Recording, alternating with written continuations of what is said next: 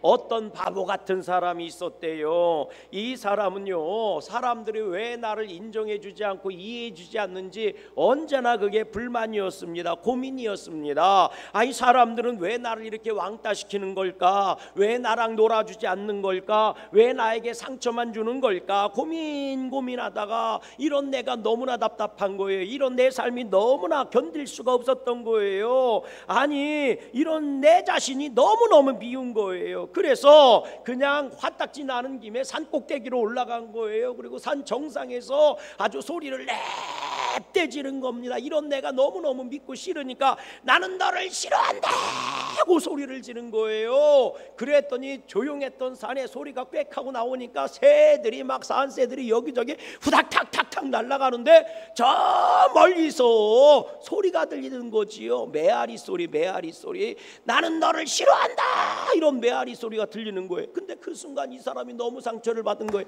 사람들도 나를 미워하더니 산새들도 나를 미워해서 떠나더니 이놈의 산도 나를 싫어한다고 얘기하네. 너무 낙심이 된 거예요. 그래서 가장 똑똑하다고 아주 현명하기로 유명한 현자를 찾아간 겁니다. 찾아가서 물은 거예요. 내 인생이 왜 이 모양 이 꼬라지냐고.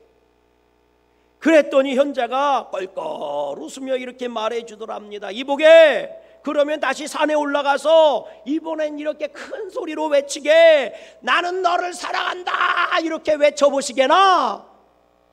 그래서 이 사람이 이번에 다시 산으로 헐레벌떡 올라간 거예요. 그래서 산에서 소리를 냅대 지른 겁니다. 나는 너를 사랑한다, 이렇게 소리를 질렀다는 거예요. 그랬더니 산이요, 저기서 대받아쳐 얘기하는데 뭐라고 얘기했을 것 같아요? 잘 안 해. 산도 똑같이 나는 너를 사랑한다, 이렇게 메아리를 들려줬다는 거지요. 여러분, 목지필화라는 말이 있습니다.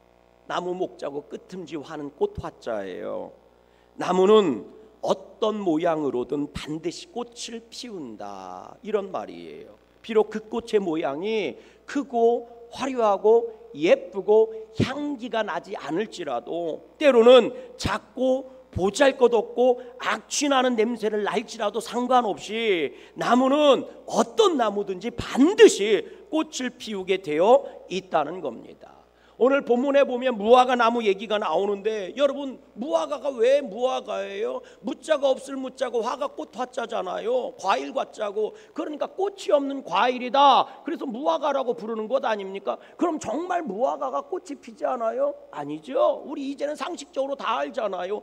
보이지 않을 뿐이지, 우리 눈에 보이지 않을 뿐이지 무화과가 꽃을 굉장히 많이 핍니다. 어디서 펴요? 열매 안에서 피잖아요. 열매 안에 우리가 무화과를 딱 생무화과든 뭐 말린 무화과든 딱 먹어봤어야 알지.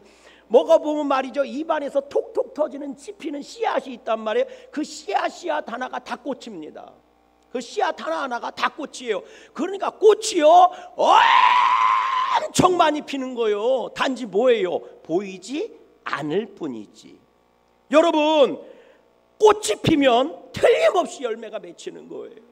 모든 나무가 다 꽃이 핀다면 그 꽃은 어떤 모양으로든 열매가 맺히게 되어 있어요. 물론 사람들이 좋아하는 열매를 맺을 때도 있고, 혹은 짐승들이나 먹을 수 있는 열매를 그런 열매가 있나요? 있지. 도토리는 짐승 먹으라고 맺히는 건데 사람이 다 먹어서 문제가 되는 거지, 이게. 도토리. 그리고 또 씨앗으로 맺히는 거 있잖아. 이것도 열매 아닙니까? 새들이나 와서 먹는 것들. 그러니까 사람이 못 먹는 열매가 맺힐 뿐인 거지, 꽃이 핀다는 것은 그 꽃이 어떤 모양이든 상관없이 다 열매가 맺히게 되어 있는 거지요. 그렇다면 여러분, 오늘 우리들은 어떤 열매를 맺히고 있고 어떤 꽃을 피우고 있을까요? 믿음의 사람이라면 믿음의 꽃이 피어야 하고 믿음의 열매가 맺혀져야 할 줄로 믿습니다. 저와 여러분의 삶 속에 예수님이 동행하시고 예수님이 심겨진 거라면 예수님이 기뻐하시는 꽃이 피어야 하고 하나님이 기뻐하시는 열매가 맺혀져야 할 줄로 믿습니다. 열매 하니까 주님께서 하신 말씀이 떠오르지 않아요? 요한복음 15장 말씀이 가장 유명한 열매 얘기입니다. 나는 포도나무요 너희는 가지니 저가 내 안에 내 말이 너희 안에 거하면 너희가 열매를 많이 맺는다. 그러나 나를 떠나서는 그런 열매가 맺히지 않아 아무것도 할 수 없느니라. 이런 말씀만 한 게 아니에요. 좋은 밭에 떨어진 씨는 그 씨가 결국은 뭐예요? 100배가 되기도 하고 60배가 되기도 하고 아멘 좀 해보세요. 30배가 되기도 하고. 할렐루야. 주님께서는요 오늘도 변함없이 우리 믿음의 사람들이 좋은 열매를 맺히고 복된 열매가 맺혀지고 행복하고 기쁨이 있는 풍성한 열매를 맺기를 원하시는 줄로 믿어요. 그래서 사도 바울도 뭐라고 얘기합니까? 적게 심는 자는 적게 거둘 것이고 많이 심는 자는 많이 거둘 것이다. 사람이 무엇을 심든지 그대로 거두게 되는 것이다. 육체를 위하여 심는 자는 육체에서 썩어질 것을 거두게 되어 있고 성령 아래서 심는 자는 성령 아래서 영생을 거두게 될 것이다. 바라기는 우리 양구감리교회 성도님들은요 정말 좋은 열매가 많이 맺혔으면 좋겠어요. 정말 하나님이 보시기에 예쁜 꽃들이 많이 피었으면 좋겠습니다. 나무가 꽃이 피고 꽃이 피면 열매가 있는 것처럼 저와 여러분들 가운데 믿음의 꽃이 피어나고요 하나님이 기뻐하시는 복된 열매가 주렁주렁 맺힐 수 있기를 주님의 이름으로 간절히 축원합니다. 여러분 오늘 본문 내용을 보세요. 무화과 나무가 하나 등장을 해요. 잎사귀가 굉장히 풍성했다는 거예요. 굉장히 잎사귀가 풍성하게 피어있는 그런 무화과 나무 하나가 등장해요. 근데 이 무화과 나무가 문제가 있어요. 뭔지 아십니까? 잎사귀는 풍성한데 열매가 없어요. 그래서 주님이 어떻게 했대요? 이 열매 없는 무화과 나무를 저주해서 뿌리로부터 말라서 죽어버렸다는 겁니다. 아니 주님께서는 왜 이 무화과 나무를 저주해서 죽게 하신 것일까? 오늘 본문 12절 말씀을 읽어보세요. 뭐라고 시작됐는지 12절 말씀 같이 읽어봐요. 시작. 이튿날 그들이 베다니에서 나왔을 때에 예수께서 뭐 하신지라? 배가 고프셨다는 거예요. 시장하신지라. 이튿날 그랬어요. 대체 뭐로부터 이튿날일까? 우리가 잘 아는 것처럼 예수님이 예루살렘 성에 올라가실 때 나귀 새끼 타고 올라가셨잖아요. 우리 지난주 말씀인 줄로 믿어요. 믿든 안 믿든 지난주의 말씀이었어요. 나귀 새끼 타고 올라가는데 사람들이 얼마나 환영을 했냐면 자기의 옷을 벗어서 길에 주단을 깔은 거예요. 그리고 종려나무 가지를 흔들어가면서 왕을 상징하고 영광을 상징하고 그리고 승리를 상징하는 종려나무 가지를 흔들어가면서 예수님을 환영한 거예요. 호산나 찬송하리로다. 왕으로 오시는 이여 호산나 호산나 예수 우리 왕이여 하면서 막 찬양을 하고 환영식을 막 열어드린 거예요. 퍼레이드가 엄청났던 겁니다. 막 예수님이 나귀 새끼 타고 가는데 막 사람들이 막 몰려와서 막 퍼레이드 환영 퍼레이드를 엄청나게 해준 거예요. 그런데 예수님께서 그 예루살렘 성에 머무셨느냐? 말씀해 보니까 한 바퀴 쭉 둘러보시더니 12제자들에게 야 가자. 그리고 나서 성 바깥으로 나가셨다는 거예요. 그리고 베단이라는 마을로 가셔서 그곳에서 하룻밤을 주무셨다는 거예요. 그리고 나서 이튿날 그 다음 날이 오늘 본문 내용인 거예요. 그러니까 환영 퍼레이드가 엄청나게 예루살렘 성에서 이루어지고 나서 예수님의 베단이라는 곳에 12제자와 같이 주무신 그 다음 날 이튿날 예수님께서 일어나셨는데 배가 몹시 고프셨다. 너무너무 고프셨다는 거예요. 소문난 잔치 먹을 거 없다고, 소문난 잔치 먹을 거 없다고 예수님이 드실 거 하나가 없었던 거예요. 그래서 예수님이 바깥에서 멀리 봤더니 무화과 나무 한 그루가 보이는데 멀리서 봐도 잎사귀가 무성해 보였으니 이 무화과 나무가 얼마나 대단한 나무예요. 얼마나 잎사귀가 많았겠습니까? 그래서 예수님이 어떻게 하셨대요? 본문 13절 말씀 같이 한번 읽어봐요. 본문 13절 시작. 멀리서 잎사귀 있는 한 무화과 나무를 보시고 혹 그 나무에 무엇이 있을까 하여 가셨더니 가서 보신즉 잎사귀 외에는 아무것도 없더라. 이는 뭐가 아님이라? 무화과일 때가 아님이라. 뭐라고요? 주님이 아침에 일어나서 배가 너무 고파서 멀리서 보니까 잎사귀가 무성한 무화과 나무가 있길래 야 저기 가서 무화과 열매라도 하나 얻어먹었으면 좋겠다. 여러분 무화과가요 굉장히 열량이 높은 아주 그냥 사람들한테 얘기하면요 정말 좋은 열매거든요. 아주 그러니까 그걸 한번 드셔보려고 무화과 나무 아래로 찾아가신 거예요. 그리고 나서 구석구석 아무리 살펴봐도 무화과 나무 열매가 없는 거예요. 무화과가 없는 거예요. 여기를 봐도 없고 저기를 봐도 없고 말기 둘리처럼 말이죠. 아기 공룡 둘리분 요리 봐도 조리 봐도 없어요. 없어. 근데 문제는 그 다음에 심각해진 게 충격적인 장면이 나오는 거예요. 주님께서 그 무화과 나무를 저주하셨다는 겁니다. 이제부터 영원토록 사람이 내게서 열매를 따먹지 못할 것이다. 저주를 내린 거예요. 그랬더니 무화과 나무가요, 정말 뿌리로부터 말라서 이 나무가 바짝 말라 죽어버린 거죠. 정말 충격적이지 않습니까? 예수님 아무리 배가 고프셔도 그렇지 어떻게 멀쩡한 나무를 저주해서 죽여버리실 수 있어요? 더군다나 성경은 뭐라고 증거합니까? 아직 무화과의 때가 아닙니다. 아직 무화과의 때가 아닙니다. 열매가 열리지 않을 때라는 겁니다. 때가 아니라는 거예요. 그러니 열매가 없는 게 당연한 것 아닙니까? 그런데 아무리 화가 나셔도 그렇지, 아무리 배가 고프셔서 우리식으로 얘기하면 이게 돌아가도 그렇지 아니 어떻게 말이야, 흥분하셔도 그렇지 무화과 나무를 저주해서 문제가 있다고, 무화과의 때가 아닌데도 저주해서 죽이시냔 말이요. 예수님한테 한마디 하고 싶지만 차마 예수님이라 한마디 하지도 못하고, 그렇다고 목사한테 물어보지도 못하고, 믿음이 없는 것들 이럴까 봐. 너무하신 거 아니에요? 차마 예수님이니까 내가 얘기는 못하지만 너무하신 것 같아, 아무리 봐도. 오늘 본문이 그래서 참 이상하다고 생각을 해요.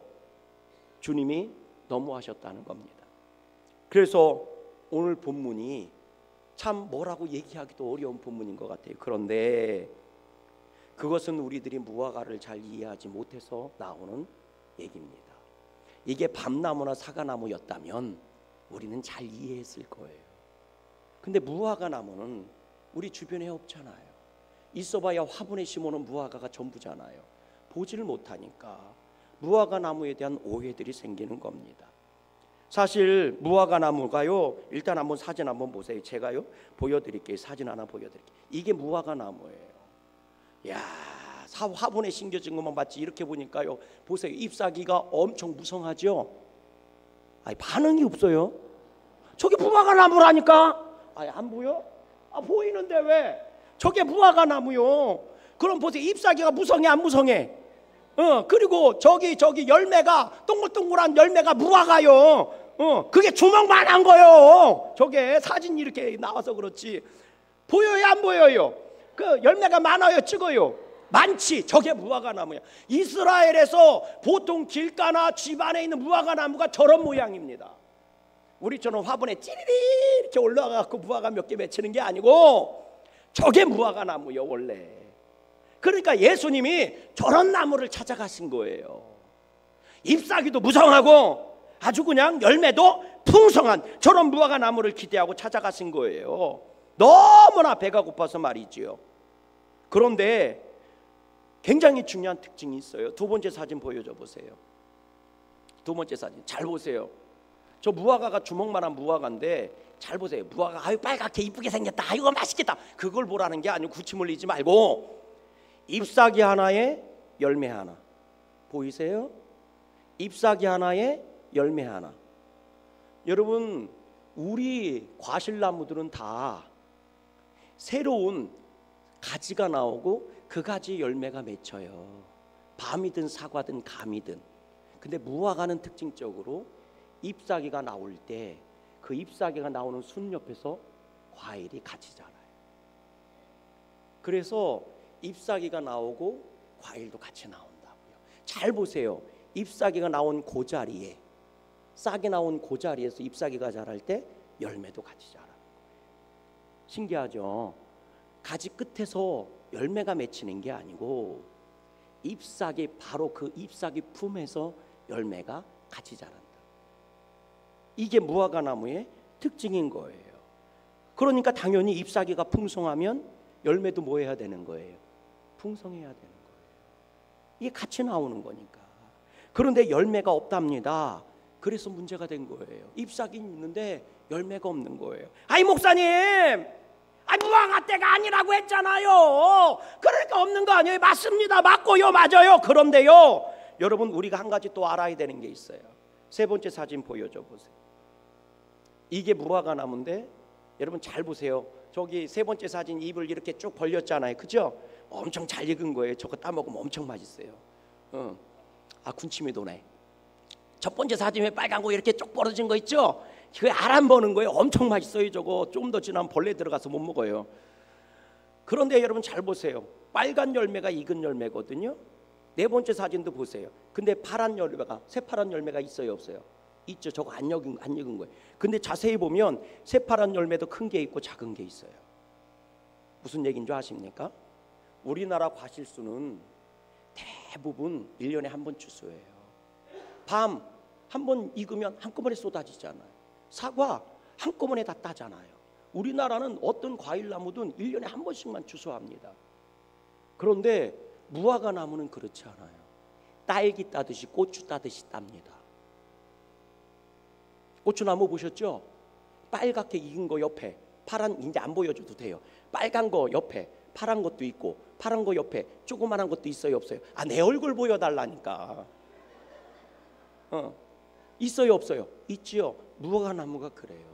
그래서 최소한 4번에서 5번의 추수를 합니다. 이른 봄부터 무화과가 잎사귀 피고 열매가 나오면 늦가을까지 추수를 하는데 계속 추수를 하고 계속 잎사귀와 열매가 나오는 거예요. 그러니까 고추나무 생각하시면 돼. 고추 타면 그다음 일주일에다 또 따고 일주일에다 또 따는 것처럼 그 봄부터 이른 봄부터 늦가을까지 적어도 5번의 추수를 하는 게 무화과입니다. 그러니까 계속 익은 열매도 있고 덜 익은 열매도 있고 이제 막 나온 열매도 있는 거예요.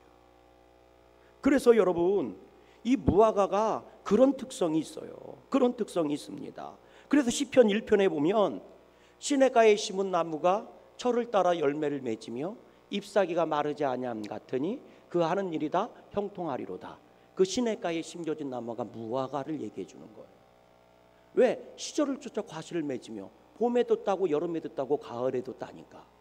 그리고 겨울에는요 그건 말린 거를 또 먹으니까 시절을 쫓아 열매가 나와요. 그리고 열매가 나온다는 얘기가 뭐예요? 계속 잎사귀가 나와야 될 거 아니에요? 잎사귀가 마르지 아니함 같으니.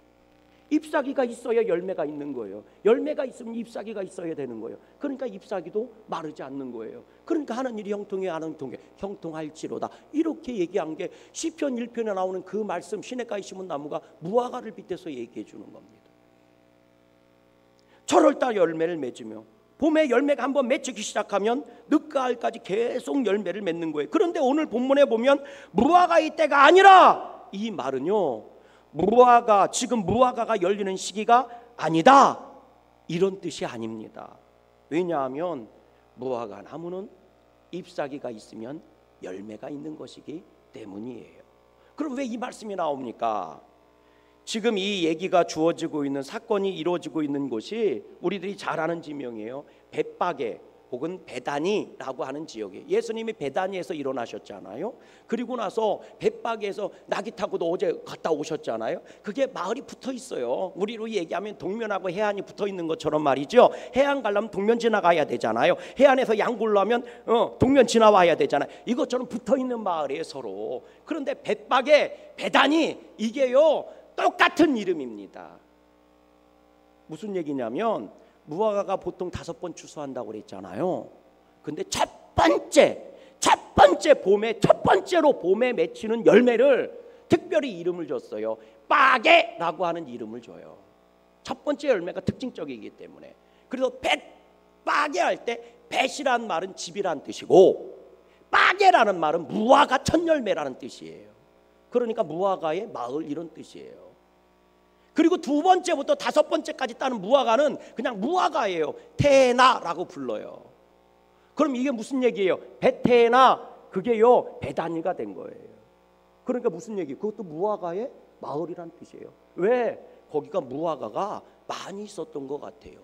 우리로 얘기하면 어떤 골짜기에 밤나무가 많으면 뭐라고 불러요? 밤골이라고 부르죠. 어떤 우리 양구도 있잖아요. 저기 샘이 있는 데를 가면 뭐라고 불러요? 샘골이라고 부르잖아요. 이거하고 똑같은 거예요. 무당이 살고 있으면 뭐라고 불러요? 당골이라고 부르잖아요. 그러니까 마을마다 이런 이름들이 다 있어요. 그것처럼 거기에 무화과 나무들이 하도 많아가지고 저기는 무화과의 마을이야, 무화과의 집이야, 무화과 많어 이래서 벳바게 배다니 이렇게 부른 거예요. 근데 이 첫 번째 열매 파괴라고 하는 게 이게 문제가 있어요. 문제가 있어요. 이 파괴라고 하는 열매가 무슨 문제가 있느냐? 상품 가치가 없어. 봄에요 겨울을 이기고 처음으로 열매가 맺혔는데 열매가요 좀 못해도 내 주먹만 해야 되지는 않아. 이게 좋은 무화과요. 그리고 못해도 말이죠 팔아먹으려면 깐나내기 주먹만은 해야 팔아먹을 거 아니요. 근데 이 빠게라고 하는 첫 번째 열매는요 어디서 열리든지 대추만 해. 사과 대추 말고 조선 대추. 딱 대추만 해. 조선 대추만 해. 그보다 더 적어. 요만하기도 하고 요만하기도 해. 따닥 붙어 있어 아주 그냥. 그러니까 이거는 팔아먹을 수가 없어요.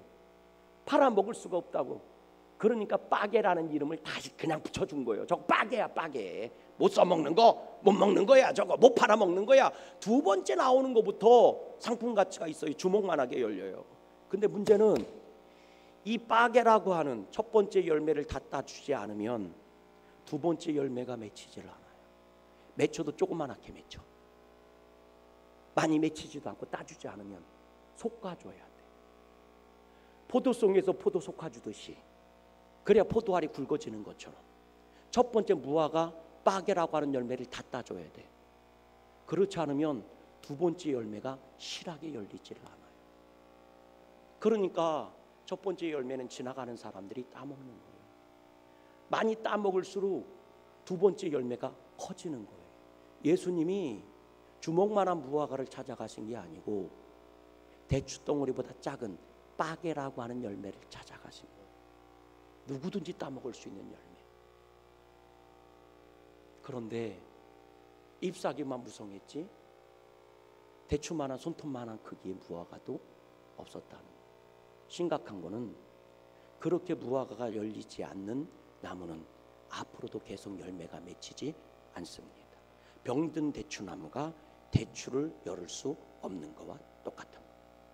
그래서 예수님이 저주한 겁니다. 이 모습이 겉보기만 요란했지 예루살렘 성과 다를 게 하나도 없다는 거예요.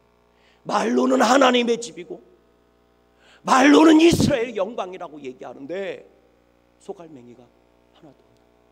말로는 호산나 다윗의 자손이요 호산나 다윗의 자손이요 예수 우리의 왕이요 소리를 높이고 사람들이 완영식을 하고 퍼레이드를 하고 찬양을 하지만 빈수레가 요란한 것처럼 열매가 없다는 거예요. 정작 주님이 원하시는 열매도 없고 정작 하나님이 기뻐하시는 열매도 없다는 거예요.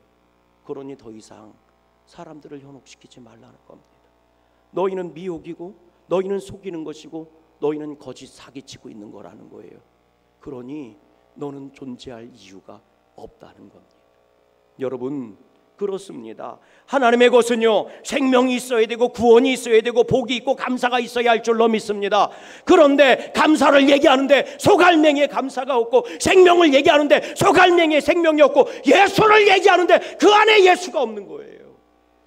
그러니 그것은 현혹시키는 거고 사기치기는 거고 미혹시키는 거다. 그러니 더 이상 너에게는 열매가 필요 없다. 너의 열매는 사기고 너의 열매는 현혹이고 너의 열매는 미혹이고 너의 열매는 거짓이다. 그러니 너는 없어져야 돼. 여러분 2025년도 우리가 열심히 지금까지 살아온 줄로 믿습니다. 11개월 동안 우리가 살아왔고 이제 12개월 한 달이 남아있네요. 열심히 살아온 여러분들에게 하나님의 위로와 복이 함께 했으면 좋겠어요. 땀 흘리고 그 여름에 땀을 흘려가면서 삶을 지켜내고 버텨낸 여러분들에게 주님이 은혜 주셨으면 좋겠어요. 그런데 여러분 그렇게 열심히 살아왔는데 주님과 얼마나 가까워지셨습니까? 11개월 동안 열심히 살아왔는데 여러분 예수님하고 좀 친해지셨습니까? 문제는 여기에 있는 거 아닐까요? 인도의 어떤 왕이 시장을 지나가다가 한 거지를 만났답니다. 거지가 왕한테 구걸을 하는 거예요. 임금님 한 푼만 좀 주세요. 나를 좀 도와주세요. 그랬더니 임금님이 거지를 보고 이렇게 말하더랍니다. 네가 나에게 무엇인가를 먼저 주면 나도 너에게 줄게. 네가 나한테 무엇인가를 먼저 주면 그럼 나도 너한테 줄게. 거지가 마침 옆집에서 강냉이 한 자루를 얻었었답니다. 임금님, 내가 가지고 있는 게 이 강냉이 이것밖에 없는데요. 그리고 강냉이 부대를 열어서, 주머니를 열어서 강냉이 5알을 집어서 임금님 손에 올려줬대요. 그랬더니 임금님이 껄껄 웃으면서 신하를 불렀대요. 이봐, 저 금덩어리 주머니에서, 금주머니에서 요 강냉이 알만한 5개 금덩어리 꺼내서 저 친구한테 줘. 그래서 신하가 강냉이만한 그 알맹이 5개 금덩어리를 꺼내서 이 거지한테 주어줬대요. 거지가 그걸 받고 뒤돌아서 가는데 기뻤을까요? 그 거지는 후회를 했답니다. 뭐라고 후회했겠어요? 강냉이 주머니를 다 드릴 걸. 강냉이 주머니를 다 드릴 걸. 그럼 저 금주머니가 다 내 것이 되는 건데. 사과나무를 심으면 3년이 지나야 열매를 맺기 시작하고, 그 사과나무가 10년 정도 지나면 한 그루에서 500개의 사과 정도가 열린다고 하대요. 옥수수 하나를 심으면 한 옥수수 나무에서 지금이야 상품 때문에 하나만 키우지만 보통 3자루 정도의 옥수수가 열립니다.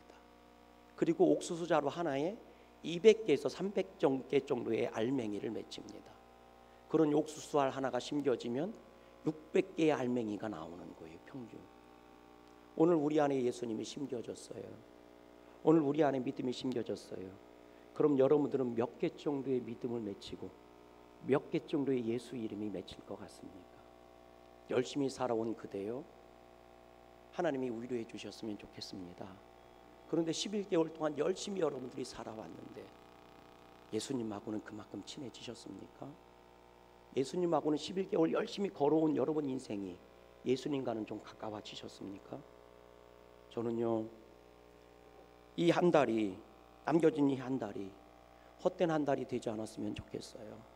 12월 달이 되면 괜히 우울해지고, 12월 달이 되면 괜히 마음이 슬퍼지고 구슬퍼지고 다 소용없는 것처럼 허무해지고, 여러분 그런 감정에 속지 마시고, 여러분 지금 11개월 동안 달려왔는데 주님과 내 거리가 1cm도 가까워지지 않았다면 이 한 달만이라도 예수 이름 붙잡고 여러분 예수님이 기뻐하시는 꽃 좀 피워보시고, 아직도 늦지 않은 거니까 예수님이 기뻐하시는 열매도 맺어보세요.